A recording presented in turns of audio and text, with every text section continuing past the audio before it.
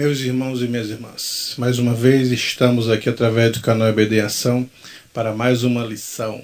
Estamos estudando o primeiro trimestre de 2021 com o título Verdadeiro Pentecostalismo. E a lição de hoje, a lição de número 11, datada do dia 14 de março de 2021, tem o título Compromissados com a Evangelização. E o nosso texto de ouro, o texto áureo, está em Romanos 1,16. Porque não me envergonho do Evangelho de Cristo, pois é o poder de Deus para a salvação de todo aquele que crê. Primeiro do judeu e também do grego.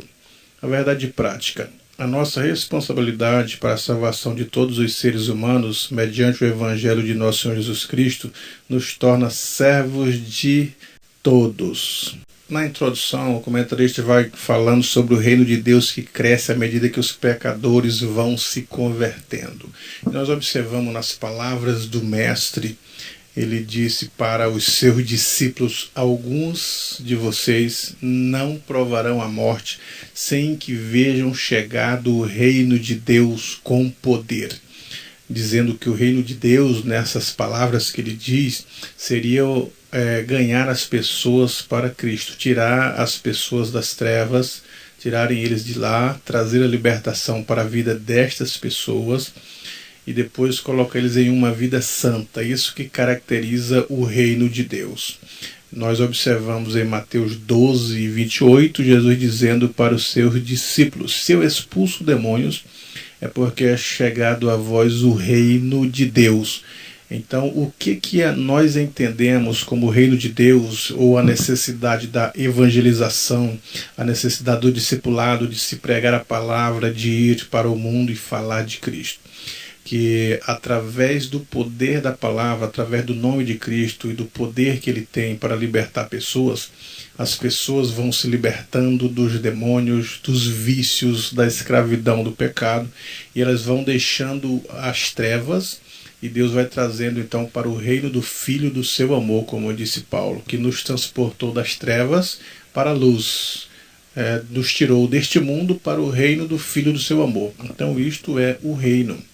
O reino de Deus é nós estarmos sobre os domínios do Espírito, fazendo a vontade de Deus espontaneamente, crendo que aquilo que estamos praticando são em obediência à sua palavra. Quando Jesus ele disse em São João 14, 23, se alguém me ama, guardará a minha palavra, e meu Pai o amará, e viremos para ele, e faremos dele morada. Então ali já é uma das expressões do reino de Deus, porque quem mora na nossa vida é Jesus. Se ele mora na nossa vida, ele manda, ele reina, então ele faz a sua vontade na nossa vida, ou nós fazemos a vontade dele porque estamos submissos a ele. Nos submetemos de livre e espontânea vontade a esse Cristo, a sua vontade, as suas ações. Hoje nós sabemos qual que é a perfeita, boa e agradável vontade de Deus. Então, deliberadamente, nós estamos debaixo dessa vontade. Queremos se submeter a Ele para alcançar as bênçãos de Deus através da obediência ao seu nome, através da obediência à sua palavra. No primeiro tópico, a evangelização como prioridade. Aí o comentarista, que é o pastor Ezequiel Soares, ele vai falar da palavra evangelho, o significado da palavra evangelho, né? Que ele traz aqui diversas... essa palavra vem de duas palavras gregas, eu, de advérbio, e bem, e angelia, que significa mensagem, que significa notícia, que significa novas. E ele então define a palavra evangelho como boas novas, como boas notícias, como notícias alviçareiras. Então as notícias alviçareiras, as notícias boas, alegram as pessoas. Um dos pontos para o evangelho, para esta palavra evangelho, que é de alegria, que são notícias boas, quando nós observamos o profeta dizendo para o povo que habitava em grandes trevas, raiou a luz. Quando o profeta diz assim, para aqueles que não tinham esperança, raiou a esperança. Os profetas, principalmente o profeta messiânico, ele começa a dizer sobre o Messias, Ele profetiza sobre o Messias, que o Messias seria ungido com poder para dar libertação aos cativos. Então, quando o profeta ele dá estas notícias, que o povo que estava oprimido, que o povo que estava em trevas, que o povo não tinha mais esperança, e agora ele dá notícia de esperança, é esta a tonalidade da palavra evangelho. Evangelho traz a esperança, o Evangelho traz boa notícia. Que boa notícia? Notícia de uma vida melhor, notícia de um futuro melhor, notícia de uma transformação, a proposta de uma remissão de pecado. Então, esta é a característica do Evangelho. O Evangelho tem que trazer mudanças. O Evangelho propõe mudanças e muda do que é ruim para o que é bom, muda do que é pior para o que é melhor. Tem que haver uma mudança. Por isso que às vezes nós não nos conformamos com pessoas que se dizem evangélicas, mas que não teve uma mudança considerável em sua vida. Ele não deixou nada, ele só aderiu às suas práticas e à sua vida o título de evangélico. Mas não houve uma mudança. E o evangelho ele traz uma proposta de mudança de vida. Uma vida diferente, uma vida transformada. Quando Zaqueu ele encontrou com Jesus, ele começa a mudar as suas atitudes. Ele diz, porventura, se eu tenho defraudado alguém, vou restituí-los quadruplicadamente. Então isso é uma mudança de atitude, uma mudança de pensamento, uma mudança de posturas. O Evangelho ele propõe esta mudança. As pessoas que muitas vezes estão no mundo de escravidão, eles não podem mais continuarem sendo escravos. Eles devem ser libertos pelo poder do Evangelho. O Evangelho ele é esse poder, né? E como diz aqui o segundo ponto do primeiro tópico, o único salvador do mundo é Jesus. Só ele que pode causar esta mudança. Nós já estamos nesta lição repetindo diversos textos, como por exemplo que por um homem entrou o pecado no mundo e por isso que todos pecaram. Pelo pecado a morte, por isso que todos pecaram e destituídos estão da glória de Deus. Agora, esses homens que vivem neste pecado, nessa escravidão, vivem nessas trevas que não têm esperança, a salvação só é através de Jesus. Não existe outro caminho. Foi o que Pedro ele disse para o Sinédrio em Atos 4:12. Não existe outro nome dado entre os homens pelo qual devamos ser salvos, nem no céu, nem na terra, nem embaixo da terra, no seu nome de Jesus. Por isso que eles pregavam sobre o caminho. Jesus é o caminho, e eles foram conhecidos como as pessoas do caminho. As pessoas que falavam sobre Jesus, os discípulos foram pela primeira vez em Antioquia chamados de cristãos, isto é, seguidores de Cristo, seguiam as doutrinas, os ensinos de Cristo. Então, esses eram os cristãos. Então, é assim que é a vida cristã praticada pelo Evangelho. As Escrituras nos ensinam que todos os seres humanos são pecadores e precisam de Cristo, todos, indistintamente, todos, seja judeus, seja gregos, todos precisam de um Salvador, serem libertos das suas práticas pecaminosas, a sua alma precisa ser liberta, o seu espírito precisa ser canalizado para que ele possa adorar, servir a Deus continuamente. O Evangelho tem essa notícia boa para o espírito, o Evangelho tem essa notícia boa para a alma. São notícias que alegram, porque mostram esperança, mostram que as pessoas podem serem outras pessoas. A ideia de transformação, a ideia de o homem velho, ela está totalmente impregnada no Evangelho. Deixar o homem velho. O que é o homem velho? As atitudes velhas, as práticas velhas, os pensamentos que tínhamos antes de Cristo. E agora um novo homem, depois de Cristo, muda tudo. O apóstolo Paulo ele chega a dizer, agora vivo não mais eu, Cristo é quem vive em mim. Então isso é mudança, isso é regeneração, é nascer de novo, novo nascimento. Quando Jesus ele fala para Nicodemo, necessário vos é nascer de novo. Está falando de nascer do Espírito, nascer da palavra, nascer agora através do Evangelho, que propõe uma mudança e uma vida nova, vida em todos os aspectos. uma vida nova. E ele ensina isso para Nicodemos. Esta necessidade de mudança é uma das maiores mensagens pregadas por Jesus no Evangelho, sobre a mudança de vida, o novo nascimento, falando isso para Nicodemos. Nós temos que atentar para isto aí, porque é só Cristo que pode libertar. E ele chega a dizer para Nicodemos: se pois o Filho vos libertar, verdadeiramente sereis livres. Será livre de quê? Das práticas pecaminosas, do poder do pecado. O pecado tem uma influência sobre as pessoas tão grande, na mente das pessoas, na alma das pessoas, que só Deus pode libertar a influência do pecado da vida das pessoas. E daqui a pouco vai nos libertar da presença do pecado. Chegará um tempo que não haverá mais pecado na vida das pessoas. E por isso que o apóstolo Paulo, ele diz aos Coríntios, capítulo 15, os versículos 57 e 58, por ali, dizendo que onde está o morte, o teu aguilhão, onde está o inferno, a tua força. Então ali serão extirpados toda a presença do pecado na vida humana. Hoje ainda temos a presença do pecado, somos libertos dele, do poder dele, mas a presença dele ainda está expressa ainda na vida das pessoas. Vai chegar o tempo que será extirpado, não haverá mais nada, nós estaremos livres da presença do pecado. Então isto que é evangelho, isto que é libertação, isto que é vida nova, isso que é o poder de Deus de transformar as pessoas para algo melhor, como ele havia projetado e criado no princípio da sua criação. A evangelização como prioridade, uma agência legítima. O Senhor Jesus legitimou a igreja para que ela pudesse evangelizar. Através dela, pudéssemos levar as boas novas, do reino de Deus. A igreja, ela é a agência do reino de Deus na terra, carregada de anunciar as boas novas de salvação.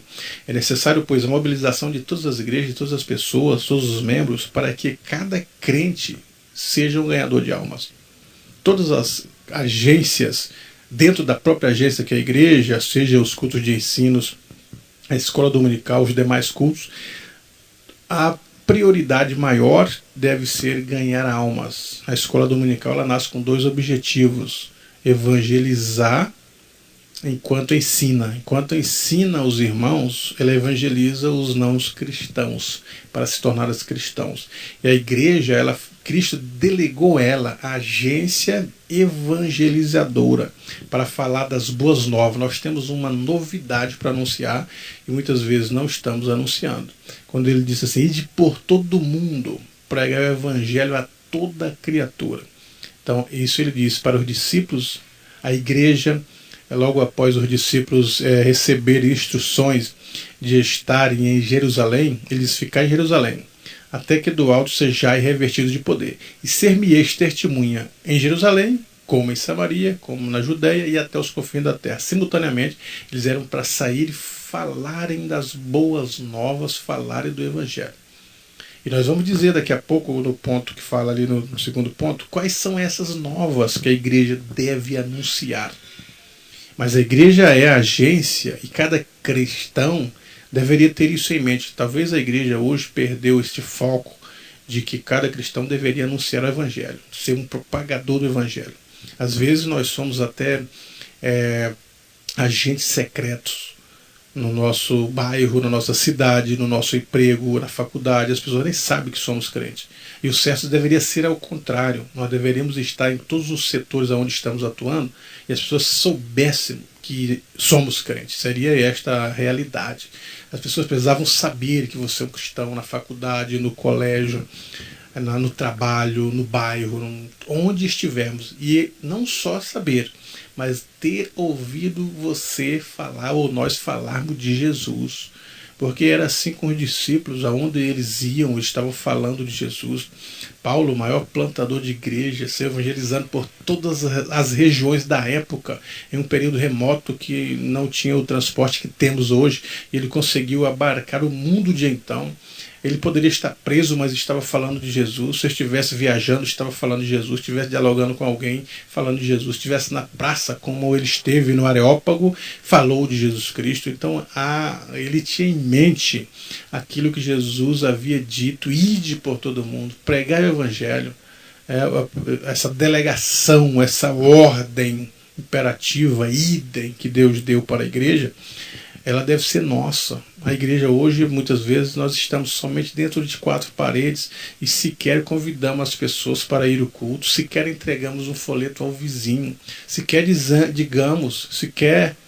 às vezes nem falamos nada para o vizinho, se ele quer aceitar Jesus, se conhece a Jesus, se já ouviu falar de Jesus. Então, parece que nós estamos vivendo em dias que estamos adormecidos quanto à tarefa da igreja.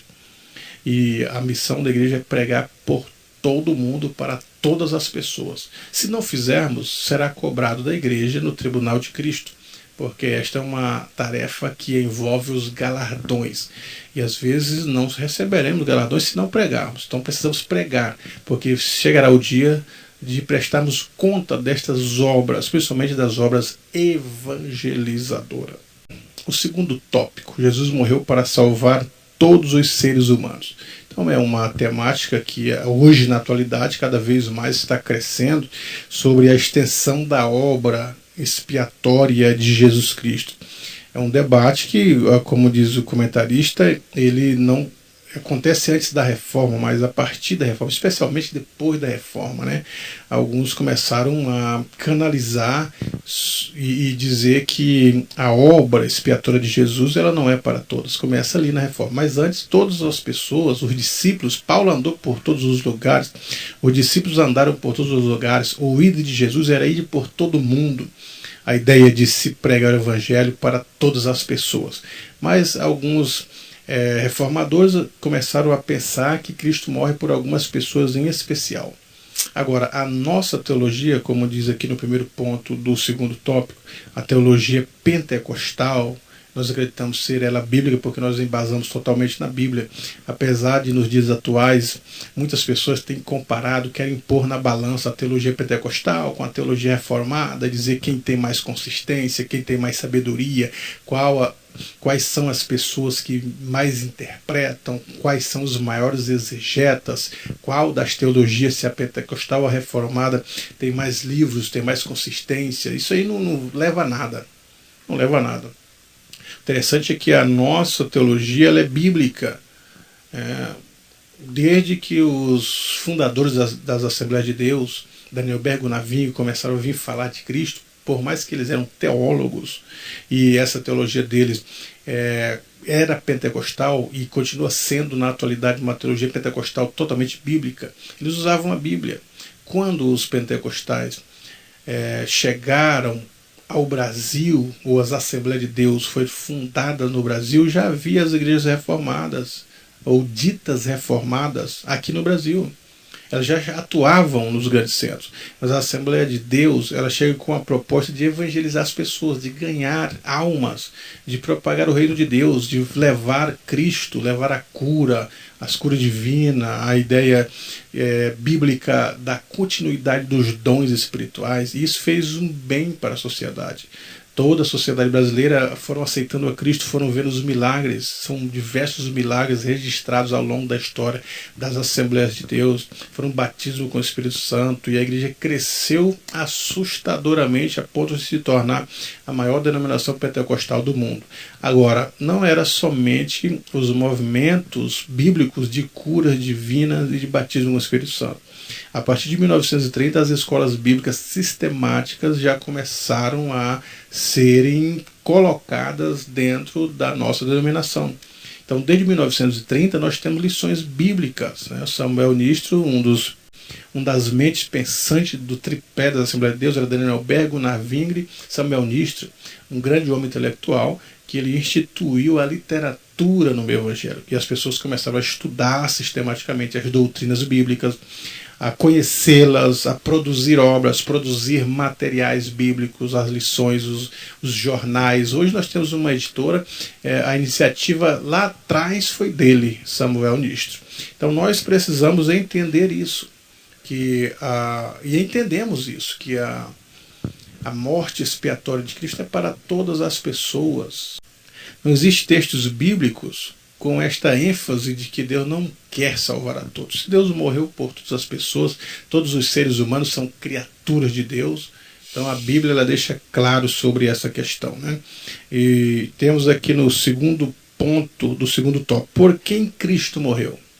Essa briga hoje na atualidade, essas discussões que às vezes são sem fins, algumas discussões que são sem finalidades, né? Expiação limitada ou expiação ilimitada. A expiação ela é limitada. Limitada em que sentido? Somente para um grupo de pessoas, somente para os predestinados.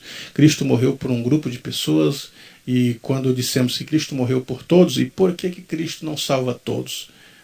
Aí eles não acreditam no livre-arbítrio, e eles dizem que Cristo ele quer salvar só um grupo de pessoas. E por que ele só quer salvar um grupo de pessoas? É a soberania dele, ele não vai dar explicações a ninguém, ele é soberano, ele faz o que ele quer. Se ele quiser mandar todo mundo para a perdição, ele manda, se não... Então são questões infundadas. Cristo ele morreu para todos. Agora nem todos querem a Cristo, nem todos são alcançados a Cristo. Então, nós vamos entrar pelos pormenores da expiação limitada, porque são 2 pontos aqui na lição.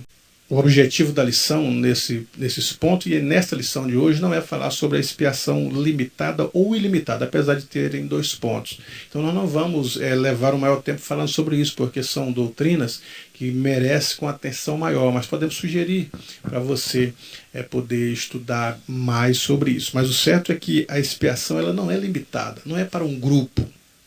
Algumas pessoas chegam a colocar uma exegese na Bíblia, dizendo assim que Cristo morreu por todos, todos os predestinados, todos os escolhidos. E tem uns que não são predestinados e tem outros que não são escolhidos. Então, é quando Deus amou o mundo de tal maneira que deu seu Filho para que todo aquele que nele crê, não são todas as pessoas, é todos os salvos. Então, eles vão fazendo um texto forçado. Mas eu recomendo para você algo bem consistente, eu já deixei aqui mesmo para que você possa conhecer essa obra consistente de David Allen, Por Quem Cristo Morreu. Aqui ele fala sobre a expiação limitada e limitada com propriedade, uma análise crítica, né, sobre a extensão da expiação. Então, se você quiser adquirir a editora Carisma, não estou ganhando nada para fazer isso, mas pelo menos é uma obra que vai ajudar os nossos irmãos e as nossas irmãs a conhecer melhor e com mais profundidade e com um tempo maior de estudo, porque aqui nós não temos o objetivo de dissecar esses 2 pontos, mas pelo menos nortear os nossos irmãos. E temos também aqui diversas outras obras que falam sobre a expiação limitada e a expiação ilimitada, mas eu acho mais consistente biblicamente a expiação ser ilimitada, não é? A expiação ilimitada. Isso significa que o Senhor Jesus morreu por toda a humanidade. Esse ensino recebemos de nossos pais, os quais usaram a Bíblia como fundamento dessa doutrina. Jesus é o Salvador do mundo. Testificamos que o Pai enviou seu Filho para Salvador do mundo. Está falando do mundo humano, né? Porque a Bíblia fala do mundo planeta, fala do mundo sistema, mas nesse caso aqui do mundo humano. Deus amou o mundo, o artigo definido que define amou o mundo. E não somente de algumas pessoas. A expiação foi realizada em favor do mundo inteiro. Veja só o que diz 1 João 2:2. E ele é a propiciação pelos nossos pecados, e não somente pelos nossos, mas também pelos de todo mundo. Deus ele não é a propiciação somente dos nossos pecados, mas de todo mundo. Ele quer expiar. E por que então todo mundo não tem os pecados expiados? Nem todas as pessoas aceitaram Jesus ou aceitam Jesus hoje em dia. Porque eles precisam crer em Jesus, precisam crer na sua obra, precisam querer Jesus. Apesar quando nós falamos que todos pecaram, destituídos estão da glória de Deus, que vem a graça preveniente, abre a mente das pessoas, como você pode ver nesse link aí, a gente explica sobre isso, né, usando as obras de Calvino. E as pessoas então, depois que a mente é aberta, a graça mostra que existe 2 caminhos, o espírito do homem é revivido, ele tem o poder de conhecer e decisão, aí da mesma forma a decisão ainda é da pessoa, se ela quer, depois de saber que existe 2 caminhos, se ela quer ou não, se ela aceita ou não, se ela vai de encontro com Jesus ou não. Então fica a critério da pessoa aceitar ou não aceitar. No terceiro tópico da lição, evangelização local e transcultural. Então aqui o comentarista fala que o Novo Testamento mostra evangelismo e missões, que são tarefas precípuas da igreja. O livro de Atos destaca a obra missionária e registra as missões por todos os lados e mostra todas as possíveis atividades de um missionário. Então, falando sobre a evangelização, a forma de as pessoas saírem da sua própria nação para buscarem outras pessoas que ainda não conhecem, porque Paulo fez muito isso, evangelizando os países, evangelizando cidades que não era a sua língua materna, para que as pessoas pudessem ter também o conhecimento da evangelização através do Filho de Deus. Então, a evangelização ela é transcultural, vai além da cultura.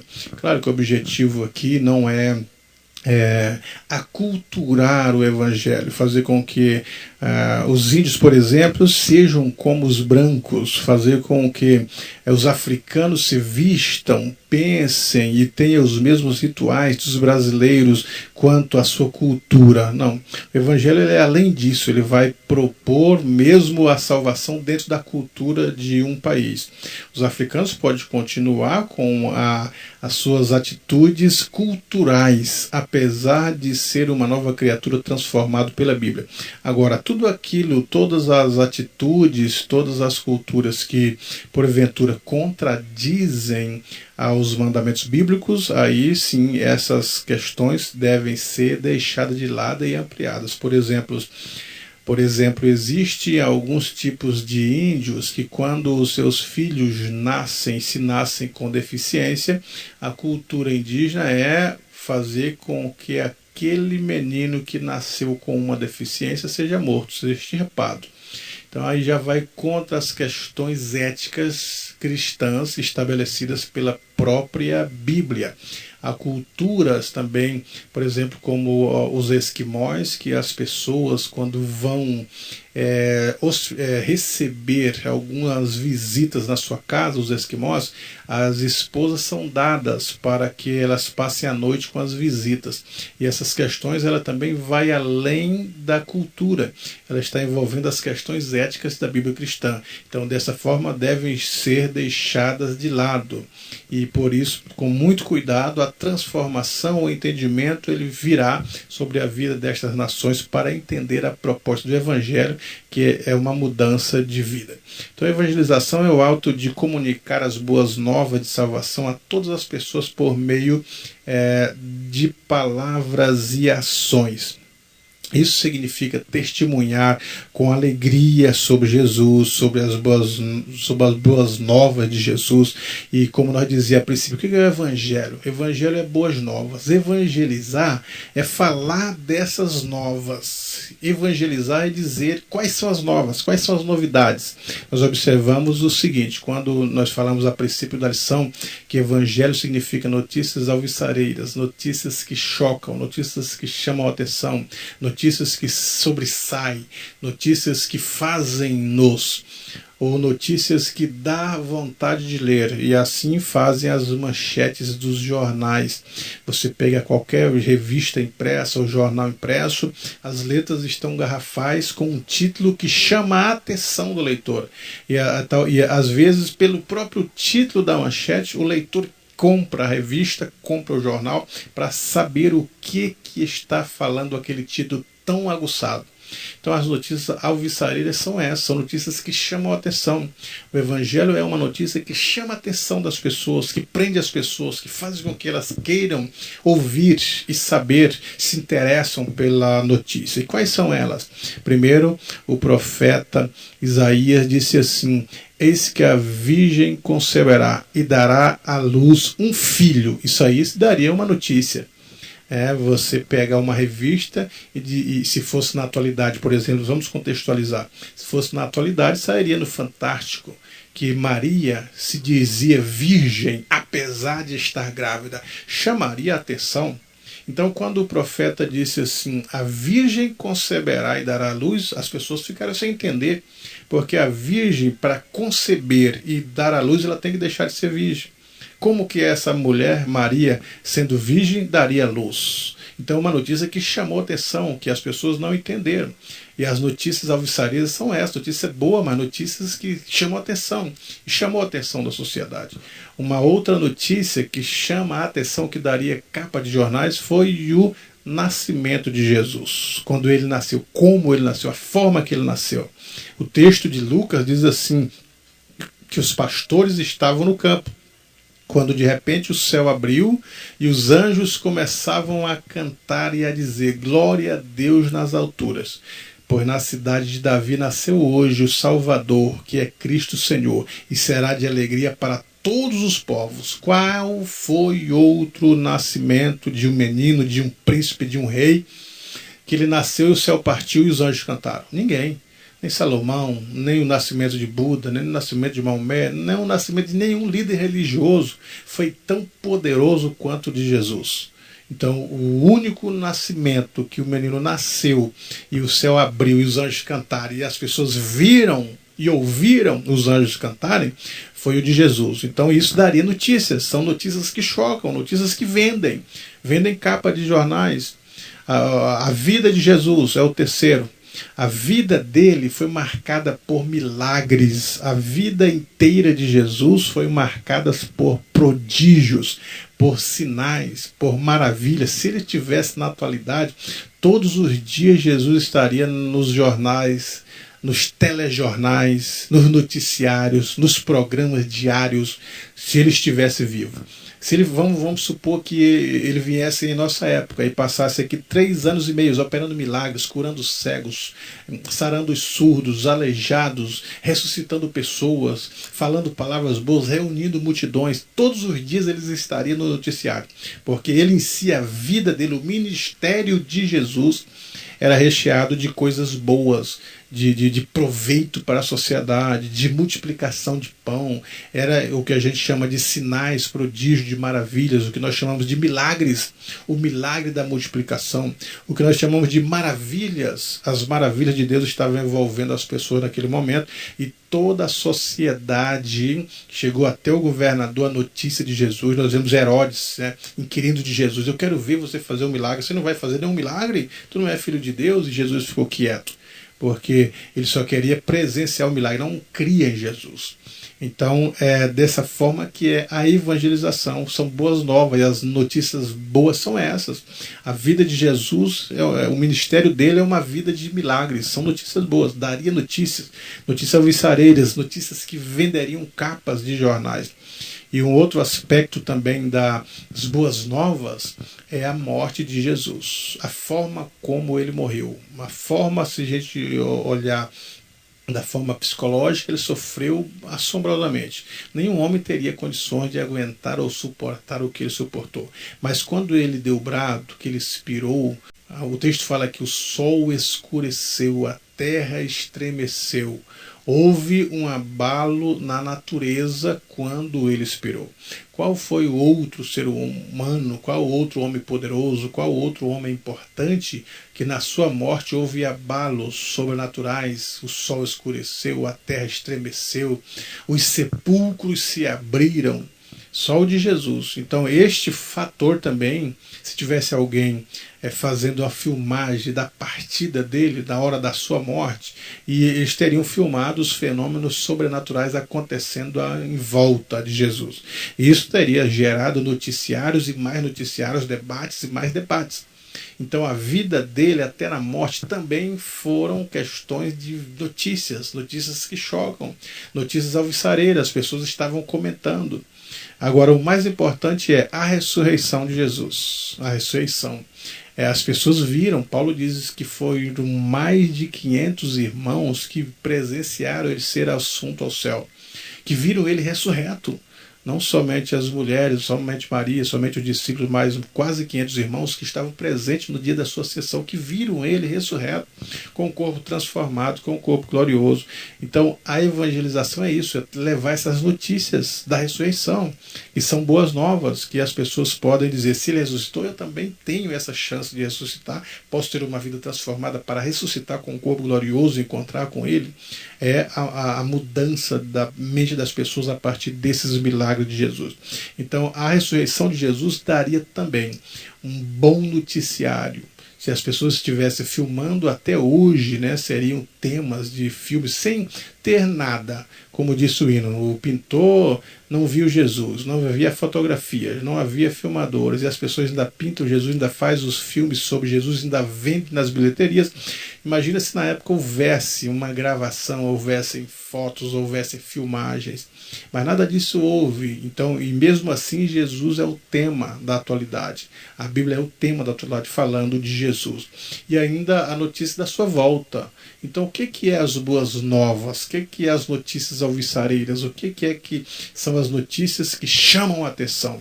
A notícia do nascimento virginal de Jesus, a notícia da vida de Jesus, a notícia da morte de Jesus, a notícia da ressurreição de Jesus e da volta. Isso que é evangelho, isso é boas novas. Não existe outras novas iguais a essas. Essas são as maiores novidades. O primeiro a ressuscitar com o corpo transformado foi Jesus. E ele remete para a igreja, que ressuscitará. Os mortos ressuscitarão primeiros. Depois nós seremos arrebatados juntamente com eles a encontrar o Senhor nos ares.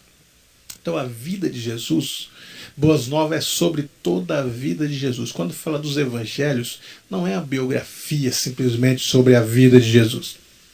Os evangelhos são os relatos do nascimento de Jesus, da obra dele, do ministério dele, da morte, da ressurreição, das palavras. Isso são as boas novas. Então, quando nós falamos que precisamos pregar o evangelho, nós precisamos ir para as missões e falar sobre as profecias ditas sobre Jesus 700, 500, 400, 300 anos antes dele, que se cumpriram nele. Isso é boas novas. Quando falamos que vamos pregar o evangelho e falar das boas novas, qual é a novidade? A novidade do nascimento virginal dele. Ele nasceu de uma virgem, uma novidade. Isso é boas novas. Ele viveu pregando, viveu querendo que as pessoas tivessem uma vida melhor. Isso é novidade. Todo mundo quer uma vida melhor. A morte dele e a volta dele, o arrebatamento, isso é novidade. As pessoas não estão acostumadas a ouvirem isso. Isso é uma novidade, falar do arrebatamento. Alguns até dão risada, dizendo as pessoas humanas, comedoras de feijão e arroz, vão embora, irão para o céu, serão arrebatadas. Isso é novidade. Então são essas novas que nós precisamos pregar. Muitas pessoas falam que estão pregando o evangelho, que estão abraçadas com o evangelho, mas nas suas mensagens, nas suas práticas, nas suas prédicas, não falam de Jesus, não falam do seu nascimento, não falam da sua obra, não falam da sua vida, não falam da sua volta, falam de todos os personagens bíblicos, falam de si próprio, falam de si mesmo, mas não apontam para Jesus. Então não é evangelho. Qualquer outra mensagem que não tem Jesus como centro dela é história de Abraão, é relato sobre Jacó, é relato sobre José, é relato sobre a minha própria vida, mas não é evangelho, porque o evangelho genuíno, o evangelho puro, ele fala de Jesus. Seja no seu nascimento, seja na sua vida, seja nos milagres, seja a morte, seja a volta, mas deve falar de Jesus. Jesus é o tema central das Escrituras. De Gênesis a Apocalipse, ele é o tema central. Ele é a notícia primeira, a notícia primeira, é o princípio, ele é as primícias. Então tudo tem que gerar em torno dele. Se louvamos, os louvores têm que ser direcionados a ele. Se oramos, é em nome dele. O segundo ponto do terceiro tópico fala as missões do mundo afora é um desafio hoje, ainda no terceiro ponto do terceiro tópico fala o desafio de hoje é pregar o evangelho neste mundo afora. Há muitas pessoas que ainda não ouviram falar de Jesus. Há pessoas que não conhecem a Jesus. Há pessoas que nunca leram a Bíblia. E nós devemos fazer isso simultaneamente, como diz aqui o comentarista. Não somente aqui no Brasil há necessidade de pregar para pessoas, para comunidades que ainda não ouviram, como no mundo afora. E algumas pessoas têm dito, não, nós precisamos pregar na nossa casa primeiro, depois que fizermos a tarefa de casa é que vamos sair para as missões. E quando nós observamos nas palavras de Jesus, é simultâneo, é tanto quanto. E tanto em Jerusalém, como em Judeia e Samaria e os confins da terra. Então é simultâneo. Enquanto nós pregamos aqui em casa, na nossa cidade, para que haja salvação e transformação das pessoas, ao mesmo tempo devemos enviar missionários. ou contribuir com os que vão, para que ao mesmo tempo no mundo inteiro seja pregado o Evangelho. Então nós precisamos, o desafio da atualidade da igreja é esse, é pregar em todas as nações. Esse é o desafio. Nós precisamos preparar pessoas, ter a coração voltado para as missões, como foram as igrejas do passado, como os missionários se dispuseram a vir para o Brasil para ajudar na evangelização. Eram os missionários suecos, eram os missionários alemães, eram os missionários americanos, noruegueses, irlandeses, tantos outros que vieram para o Brasil, e agora nós precisamos retribuir isto, enviar missionários para fora do Brasil, para todos os lugares. A igreja, se ela se unisse, ela tem esse potencial de fazer com que a palavra de Deus chegue a todas as pessoas, porque haverá salvação, como diz o texto sagrado das Escrituras, em todas as nações, em todas as línguas, em todos os povos. Então nós precisamos, seja os povos indígenas ou não, seja os povos de seitas ou não. As seitas são outros desafios que a igreja tem que enfrentar, que evangelizar, que ajudar no esclarecimento da verdade para ganhar essas pessoas para Jesus. Como também outras nações devem ser alcançadas pelo poder do Evangelho. Então nós temos que fazer a nossa parte. Ide por todo mundo, pregar o Evangelho. Então nós precisamos ir, precisamos pregar o Evangelho, que são as boas novas. Eu já disse quais são as novas, as novidades, tem que falar delas, do nascimento, da vida, da morte, a ressurreição, a volta de Cristo. Isso são novidades para o mundo, que eles estão acostumados a falar sobre tudo, apesar de, nesses últimos dias, outras temáticas entraram para as mensagens das igrejas, mas o certo é voltar para a palavra de Deus. Nós precisamos estar de volta para a palavra, com a palavra em punho, falando que Jesus salva, Jesus cura, Jesus batiza, que em breve voltará, e aqueles que quiserem podem ser salvos, podem ser curados, podem ser transformados e estarem então preparados para o arrebatamento da igreja. Portanto, meu professor e professora, que neste dia Cristo te abençoe a tua aula em nome de Jesus.